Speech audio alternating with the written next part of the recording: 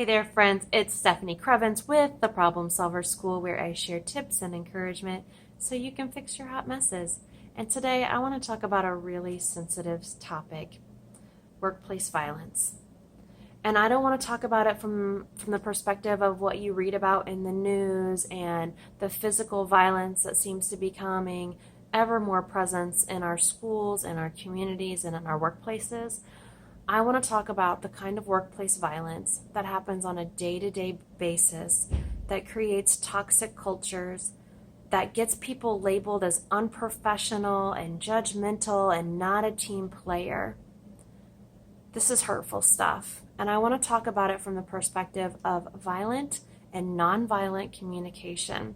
This is an issue and a field of study that arose in the 60s with Marshall Rosenberg, and he has a wonderful book out called Nonviolent Communication. There's several editions, there's several variations of where you can apply this to. So if this is a topic that piques your interest, I want to invite you to get that book and dig into it and practice what he preaches. So here's what violent communication looks like in our workplaces.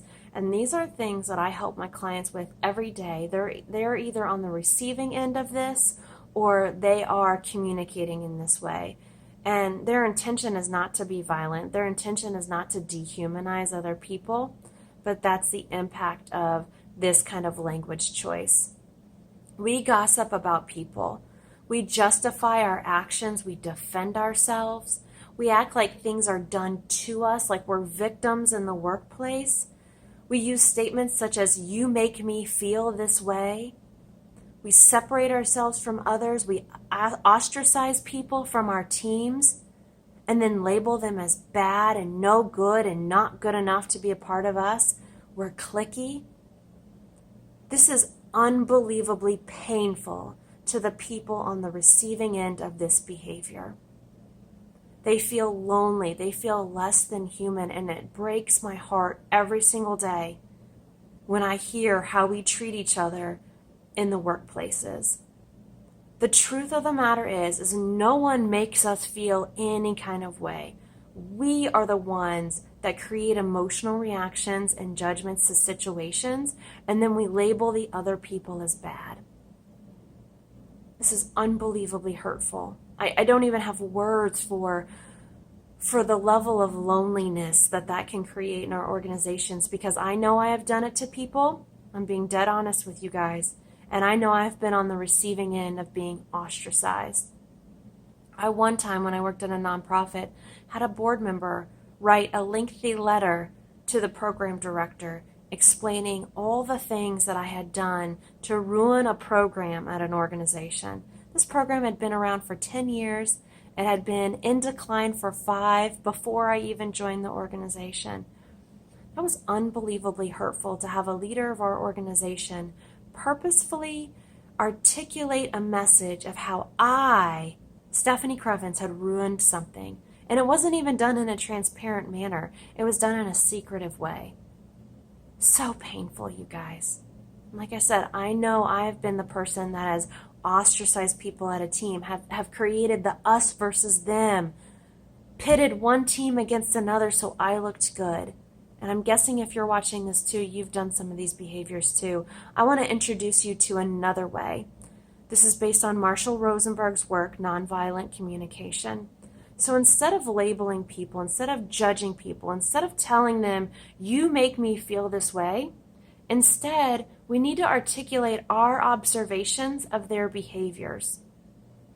We need to articulate how we're interpreting those behaviors. Brene Brown has a great process of starting with, when I see you do X, the story I make up about that is that Y happens. So for example, I have someone I'm working with who her request from her colleagues is, "Hey, come to me first if you see that I've made a mistake. Don't go to the big boss about it." And you know what her colleagues hear? Don't go to the big boss. So they feel like she's asking them to keep a secret. Not at all her intent. And so part of the colleague's role is to say, "Hey, when you ask me not to go to the big boss, I feel like you're asking me to keep a secret. versus assuming that my client is up to no good. Because she's not. She's trying to learn from her mistakes, but the message that has landed is, keep this just between me and you. Don't go tell the boss. So communicate your observations. What are you seeing happening? What are your feelings around that? So how do you feel when you're interacted with in a certain way? Do you feel like that person's being condescending to you? Say that. Own that interpretation. But don't state it as a fact. You can't state as a fact that someone is condescending, someone is combative, someone is rude. Those aren't facts. That's how you're interpreting their behavior. So own that interpretation. The third step is to articulate your needs. So what are your needs? What are your needs in that moment? Do you need them to slow down how they're speaking? Do you need them to give you a moment so that you can reset and check on your own emotions and then talk about it in 20 minutes? That's all okay. And then make a request. So I'm really emotionally triggered right now by this conversation. Could we meet about it in about 2 hours so I can have some time to decompress? Take the time to identify your own needs and make the request that will help you get your needs met. My friends, one of the things I've learned in this work is that we want to help each other get each other's needs met. That's why we act in the way that we do in this world, because we're trying to get our needs met too, and we wish someone could meet our needs. And so we're all just putting our needs out there in this effort to get them met, when really what we need to do is slow down, articulate our observations, our feelings, our needs, and our requests. Those are 4 very different things. Violent communication lumps those all together.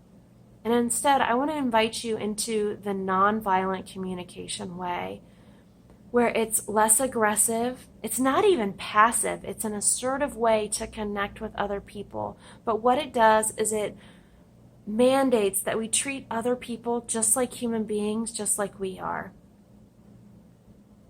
My friends, please, if you have an example of how gossip or being isolated from the team has hurt you or hurt others, or how you've used this nonviolent communication process, please share it wherever you're watching this, because I know your story is going to help somebody else.